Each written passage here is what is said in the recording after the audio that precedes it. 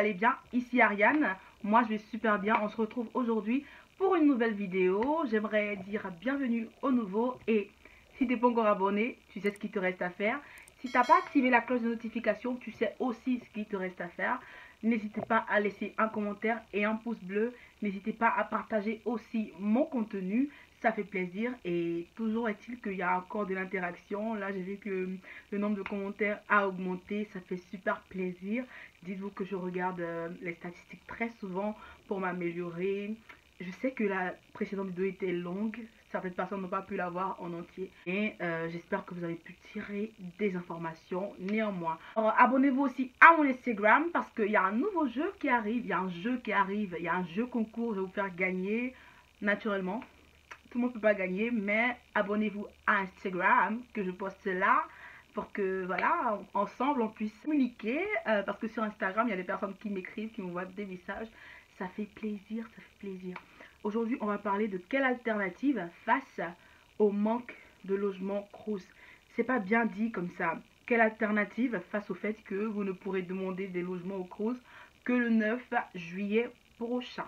En ce moment vous ne pouvez pas demander des logements au Crous, mais les visas sont suspendus, c'est-à-dire qu'à une date ultérieure, on va vous permettre encore de faire des demandes de visa. Vous êtes un petit peu bloqué parce que déjà, si vous faites des recherches de logements sur Internet, je peux vous dire qu'en France, le site Le Bon Coin qui propose des logements, c'est un site où il y a des logements qui viennent tous les jours, tu vois. Et lorsque toi, tu te mets à discuter avec un bailleur, ce bailleur peut te donner rendez-vous demain. En même temps, il donne rendez-vous à 5 autres personnes pour que vous puissiez visiter l'appartement tous ensemble. Et ce même jour, si c'est pas Pierre, Paul, Jacques, quelqu'un pourra lui prendre le logement. Du coup, vous, étant à l'étranger, vous avez moins d'avantages que quelqu'un qui est ici. Donc, si vous vous mettez dès maintenant à discuter avec des personnes pour des appartements, je peux vous dire que à 99,999%, vous risquez de ne pas avoir le logement. Du coup, ce que je vais vous conseiller, c'est de ne pas vous presser dès maintenant. Vous savez, même les autres moyens qu'il y a d'avoir un logement, même si vous vous mettez en contact avec des agences et tout, ces agences-là, de préférence, faites-le à partir du 9 juillet. Je m'explique. En fait, le Crous, c'est une structure étatique. Et vu qu'ils n'ont pas la date à laquelle les demandes de visa vont commencer, tu vois, mais ils se sont donné une estimation du 9 juillet. Vu que c'est eux qui sont la structure par excellence des étudiants en France, je vais le dire ainsi, ils se sont donné cette estimation parce qu'ils ont discuté avec des personnes qui sont chargées de l'enseignement supérieur et des étudiants. Donc, techniquement parlant, ils sont peut-être dit que dans un mois ou bien dans 2 semaines, vous allez avoir l'autorisation de demander des visas. Donc, je vous demande juste de vous fier à cette date, pour commencer à demander des logements à des bailleurs, de vous fier à cette date pour commencer à discuter avec des bailleurs là, sur Internet tout simplement, pour vous éviter de payer des sommes avant d'être arrivé ici, pour vous éviter de perdre de l'argent, pour vous éviter d'être déçu en n'ayant pas ces appartements. Vous voyez ce que je veux dire? Voilà. Les alternatives qu'il y aura au Crous, c'est naturellement des maisons chez particuliers, louer, être hébergé au foyer. Il y a des foyers ici où on héberge des étudiants. Il y a plein de foyers en France, j'imagine. J'avais des amis qui étaient hébergés au foyer, mais je pense que c'est pour une date donnée. C'est pour un temps donné. Je pense que vu que c'est social, je pense pas que tu aies le droit de passer 5 ans, d'y passer 5 ans ou 6, tu vois. Donc c'est vraiment pour un temps, le temps que tu puisses avoir un logement au Crous, tu vois. Et il faut savoir que quand tu as ton nom sur la liste d'attente du Crous et que tu es au foyer, quand le temps de quitter le foyer peut-être arrive, et que tu demandes au Crous, là, il voit bien qu'après le foyer, tu n'as rien, tu vois. Il voit bien qu'après le foyer, tu n'as rien. Et il me semble que le foyer, c'est vraiment pas comme chez le particulier ou bien chez le Crous, tu vois. Tu as beaucoup de personnes et tout, et c'est pas forcément très adapté aux étudiants parce qu'il n'y a pas que des étudiants. Du coup, étant au foyer, tu cherches toujours à quitter le foyer et aller ailleurs. Parce que toi-même, tu entends foyer, ça fait familial, ça fait rassembler. Pourtant, tout le temps, t'as pas envie d'être avec tout le monde. T'as pas toujours envie d'être avec la masse populaire. Donc voilà. Après le foyer, à Prespirer, comme je vous ai dit, naturellement, Prespirer avec des papis ou des mamies. T'as pas forcément tout le temps envie, toi aussi, de rester avec un papi ou une mamie. Sachant qu'on n'a pas les mêmes besoins, on n'a pas les mêmes exigences. C'est vraiment un peu du volontariat. t'as pas forcément tout le temps, tu vois, et on sait jamais.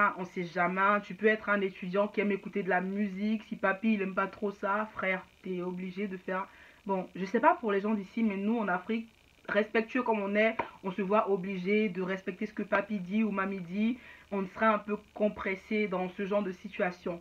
Alors voilà ce qu'il en est de presse purée. Et puis voilà, colocation, comme je vous ai dit, même si vous avez trouvé un étudiant qui accepte de partager son bail avec vous, c'est-à-dire qui demande à son bailleur de modifier le contrat de bail parce que par exemple il a un ami qui arrive et qui veut vivre avec lui. Par exemple ça, vous pouvez le faire dès maintenant, sachant que lui il payera le loyer parce que vous ne serez pas en mesure d'arriver maintenant. Donc vous allez commencer à payer le loyer quand vous allez habiter avec cette personne peut-être dans sa maison. Là vous allez séparer en deux le loyer. Mais si déjà il fait le contrat de bail, ça serait bien pour vous. Il pourra vous envoyer ce papier-là, il pourra le scanner et vous l'envoyer par mail. Je ne sais pas si j'ai très bien expliqué cette partie. En fait, pour ce qui est de faire une colocation avec un étudiant qui est déjà ici, une personne qui a un appartement qui peut accueillir par exemple deux personnes, si vous avez un ami qui est ici, si vous avez une connaissance qui est ici, si vous arrivez à rencontrer quelqu'un qui a déjà un appartement ici, qui vit dans un 18 mètres carrés au moins et qui est tout seul, vous pouvez lui demander de partager son contrat de bail.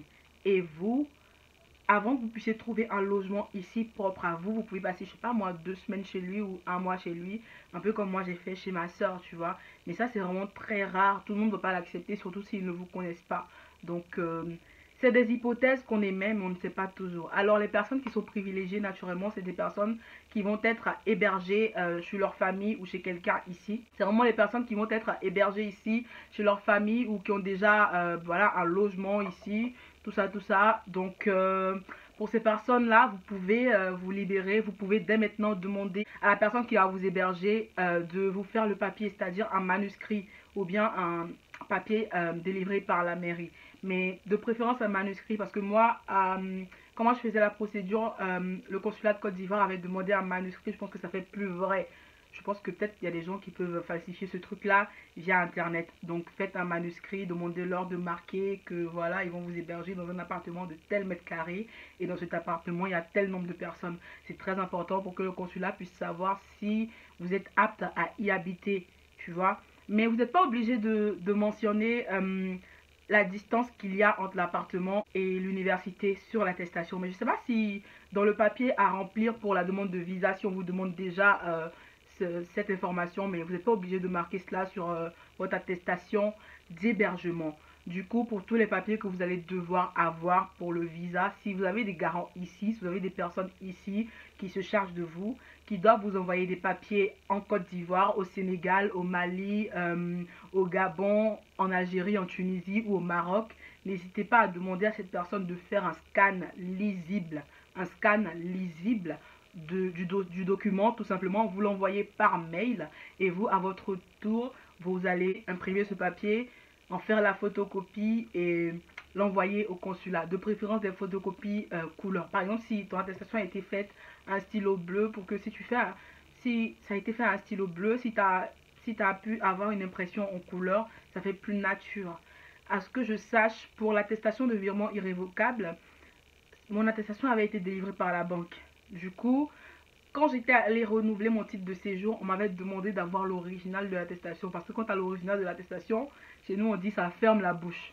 Ça ferme la bouche, ils n'ont plus trop de questions à te poser. Parce qu'il y a un cachet qu'ils mettent et le cachet est très vrai. Le cachet, c'est pas un cachet avec de l'encre. C'est un cachet qui laisse des taches, tu vois. Qui laisse des taches et comme ça, ils n'ont plus rien à te dire par rapport à cela. Donc c'est ce que je vous conseille, c'est vraiment ce que je vous conseille. Mais si des personnes doivent vous envoyer des attestations depuis la France, n'hésitez pas à les prendre. Hein. Qu'est-ce que tu veux, c'est normal, ils vont vous comprendre. Ils savent que vous ne pouvez pas vous envoler, arriver en France et retourner là-bas. Donc je pense que c'est un peu ça que je vous propose comme alternative. Et comme je vous rappelle, abonnez-vous à mon Instagram. Toujours, c'est à la fin de la vidéo, mais je rappelle qu'il y aura un jeu concours à la prochaine vidéo que je vais filmer aujourd'hui même d'ailleurs. Et ça sera une vidéo très différente de ce que vous avez l'habitude de voir. Je vous dis que vous vous y attendez pas du tout. On se dit à bientôt pour la prochaine vidéo. Je vous fais plein de bisous. Je vous aime beaucoup. Et voilà, on se dit ciao à 2 jours ou à 3 jours pour la prochaine vidéo.